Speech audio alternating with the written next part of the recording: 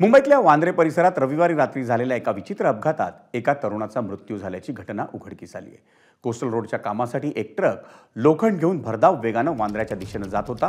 त्या ट्रकमध्ये मोठ्या प्रमाणावर लोखंड असल्यानं ते दोरीनं बांधण्यातही आलं होतं। वांद्रे येथील टर्नर रोड परिसरात एका झाडाच्या फांदीला घासून लोखंडाला बांधलेली दोरी तुटली आणि त्यामुळे ट्रकमधून खाली आलेलं लोखंड हे विजय असरानी नावाच्या इसमाच्या डोक्यात पडून ते गंभीररित्या जखमी झाले। त्यांना उपचारासाठी भाभा रुग्णालयात नेलं असता डॉक्टरांनी त्यांना मृत घोषित केलं।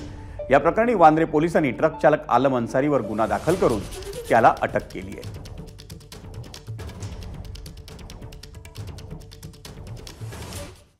मुंबईतल्या वांद्रे परिसरात झालेल्या या विचित्र ट्रक अपघाताचा घटनास्थळावरून आढावा घेतलाय आमच्या प्रतिनिधीनं। मुंबईत कधी कोणत्या दुर्घटनेत, कधी कोणत्या अपघातात, कधी कोणाचा मृत्यू होईल हे सांगता येत नाही। असाच एक विचित्र अपघात मुंबईतील वांद्रे पश्चिम परिसरातील या टर्नर रोड परिसरामध्ये रविवारी मध्यरात्री झाला। मध्यरात्री रविवारी झालेल्या या अपघातामध्ये विजय असरानी या 40 वर्षीय व्यक्तीचा या अपघातामध्ये मृत्यू झाला।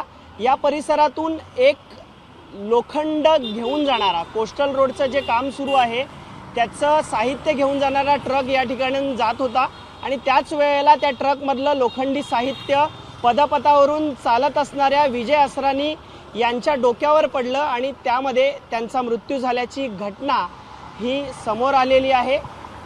घटना घडल्यानंतर जवळच असलेल्या भाभा रुग्णालयात त्यांना नेण्यात आलं। डॉक्टरांनी तपासल्यानंतर त्यांना मृत घोषित केलेलं आहे। मात्र या घटनेनंतर पुन्हा एकदा प्रवाशांच्या आणि जे मुंबईकर आहेत त्यांच्या सुरक्षेचा प्रश्न ऐरणीवर आलेला आहे। त्यामुळे आता त्यांच्या मृत्यूला जबाबदार कोण असा सवाल या निमित्तानं उपस्थित होतोय। कॅमेरामन अनुप रस्तोगीसह मी अल्पेश करकरे, एबीपी माझा, मुंबई। एबीपी माझा, उघडा डोळे बघा नीट।